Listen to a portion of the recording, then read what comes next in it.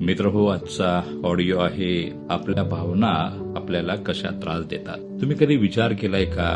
कधी एखाद्याने काहीतरी बोलले आणि त्या एका वाक्यावर आपण दिवसभर अडकून राहतो. दिवस संपतो, रात्र येते, पण मन अजूनही त्या शब्दांमध्ये अडकून राहते. अस्वस्थता कमी होत नाही, झोपेची वेळही निघून जाते, पण मन मात्र शांत होत नाही. आता एक प्रामाणिक प्रश्न, त्या व्यक्तीच्या शब्दांमुळे जास्त त्रास झाला की आपण त्या शब्दांना दिलेल्या महत्वामुळे त्रास झाला? सत्य थोडे कटू आहे मित्र.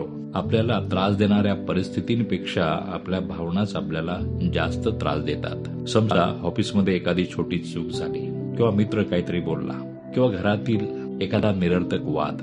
ही सर्व छोटी छोटी घटना आपल्याला सतत त्रास देऊ शकतात, पण लक्षात ठेवा, त्याचा सर्वात जास्त त्रास आपल्यालाच होतो. मित्र हो, आपण ठरवायला हवे कोणत्या गोष्टीवर किती वेळ त्रास करून घ्यायचा.